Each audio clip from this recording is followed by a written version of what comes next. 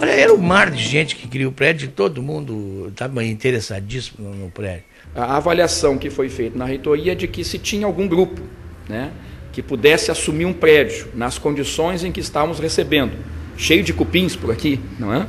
E que pudesse assumir o prédio e desenvolvê-lo e ocupá-lo decentemente, seria a administração. Mas nós, Becker, eu ia fazer qualquer coisa para ficar com o prédio, né? Até que um dia o Paulo Renato nos liga e diz, tá, o prédio é de vocês. Mas não tinha nenhum papel passado, não tinha nada. Assim, foi uma palavra de ministro, né? E, de fato, o que se constatou ali é que o ministro havia doado o prédio, ou cedido o prédio para a universidade, mas cedido um prédio ao qual ele não tinha administração. O prédio estava em petição de miséria, tinha cupim por tudo quanto era lado, e ele não tinha as características nem perto do que tem hoje. Então nós ocupamos o prédio, né? Para não dizer invadimos o prédio, né?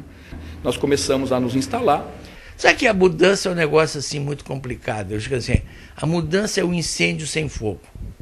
É um caos a mudança, né? E designamos aqui, inclusive, aulas. Quer dizer, foi o professor Carlos Cano, que conversou com a turma dele, e a turma dele concordou em, num determinado dia, ter aula ali no prédio.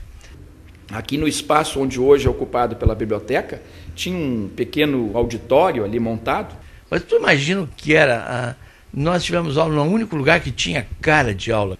As cadeiras todas tinham cupim, então a gente tinha que primeiro escolher que cadeira os alunos podiam sentar e os que não podiam para poder assistir a tal da aula. As cadeiras caindo aos pedaços, mas ali foi feita a nossa primeira aula, aqui nesse prédio. Virava, mexia, um aluno descia lá atrás, porque a cadeira desmanchava, aí todo mundo ria, mas foi um negócio assim, de muita colaboração de todo mundo. Uma sexta-feira, verão, 5 da tarde, lá veio o ministro. E ele perguntava, o senhor fez um belo prédio para pós-graduação.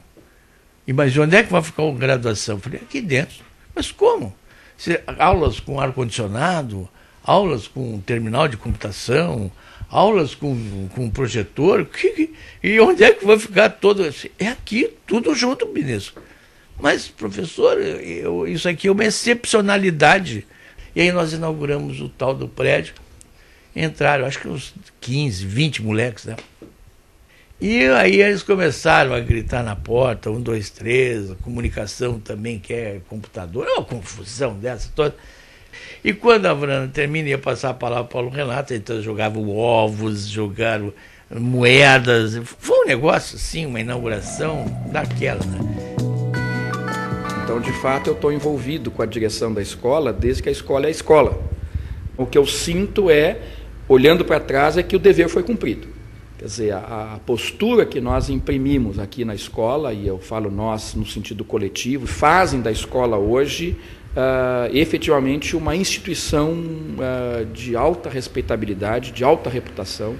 Nós estávamos certos, né, quando propusemos politicamente o caminho de emancipação da Faculdade de Ciências Econômicas. E saio também com algumas realizações não feitas, quer dizer, com alguns sonhos não concretizados, mas ficam aí sementes plantadas de projetos para serem desenvolvidos futuramente. O Becker é o cara. Ele tem uma habilidade de apaziguar os ambientes. Ele realmente, o professor Becker, ele sabe fazer isso aí, muito bom, e fez. Eu era office boy, né? Fazia digitação das atas e serviço de correio. O Reginaldo realmente começou com a gente, assim, foi por um acaso. Pela curiosidade dele de adolescente. Estava fazendo curso de informática, eu passava muito tempo no laboratório, comecei a ajudar lá. E ele tinha a mania de ficar nas costas, minhas costas e do Alexandre, olhando tudo que a gente estava fazendo, assim, né? Sim, parecia uma alma, um encosto, ou qualquer coisa do gênero, assim. E ele ficava ali atrás, e eu ficava olhando para ele, assim, olhava, e ele quieto ali, né, cara? Ele dava um susto na gente, porque quando via, tava o Reginaldo parado atrás da gente, né? Então, aquela curiosidade dele me levou a solicitar para o Vieira que nas horas vagas do Reginaldo ele nos ajudasse no NSI. Estenderam a minha bolsa de só meio turno para um turno inteiro. Aí eu ficava de manhã no laboratório, de tarde fazia o trabalho que eu fazia antes.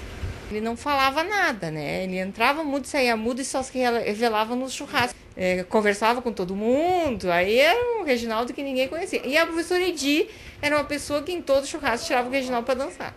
Atualmente ele é o nosso programador do NSI, né? Faz física aqui na URGS e inclusive já é professor de um cursinho pré-vestibular comunitário. Então foram um monte de fatores que foram contribuindo para me manter aqui. Como é que é bom para mim fazer a faculdade? Eu tenho bastante... O horário é bem flexível, então dá para mim fazer a faculdade. Tem a história do bolsista, né? Igual a professora pra cá. E ela foi atendida por um bolsista. Chegou e falou, não, o bolsista que é loirinho.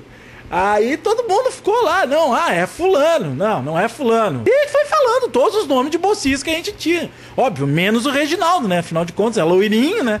Aí até que a Rosane chegou, tal, o Reginaldo, esse aí mesmo. Daí todo mundo caiu na gargalhada. Esse era o loirinho, mas como, né? A gente apelidou ele de He-Man depois disso. Uma pessoa que batalha por aquilo que ele pensa, por aquilo que ele acha que é verdade. E isso é legal, assim, é uma pessoa é uma pessoa calma, tranquila, que tem as suas posições e não abre mão daquelas posições que ela tem. O trabalho tem sido, ao que parece, desempenhado a contento. Então eu continuo aqui por isso. Tá aí o nosso Reginaldo, né? Eu entrei em final de 89, recente tinha saído das ciências sociais, tinha 22 anos. Eu conheci a Elaine quando ela ainda era estudante de doutorado aqui nosso. Aliás, até acho que era de mestrado, não tenho bem certeza, né?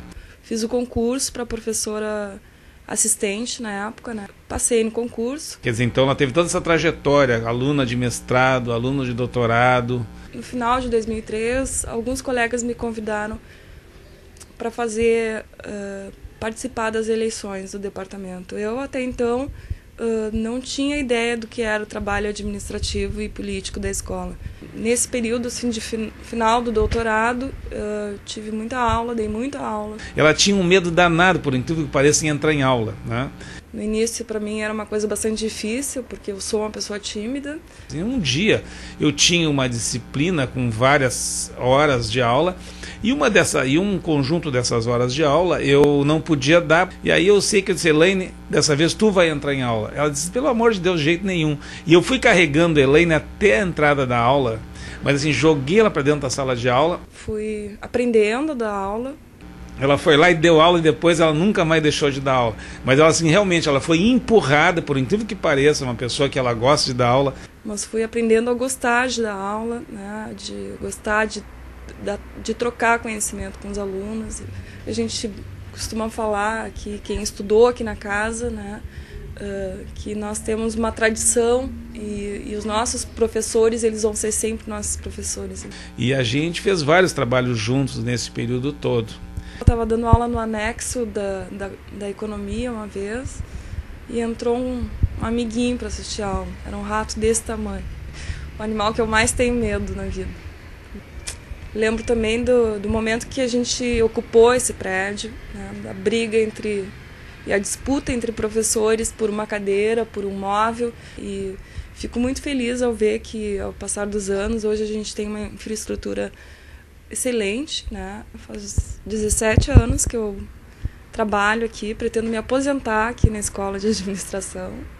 Sou apaixonada por esse trabalho, pelos alunos e pelo exercício diário que a gente tem aí de estar construindo uma escola que ainda é muito jovem. Tive um período de desafio na minha vida, enfrentei um problema de saúde e saí fortalecida disso ao ter mais certeza ainda de que a gente tem que investir o nosso tempo em coisas que a gente acredita, e eu acredito nessa escola.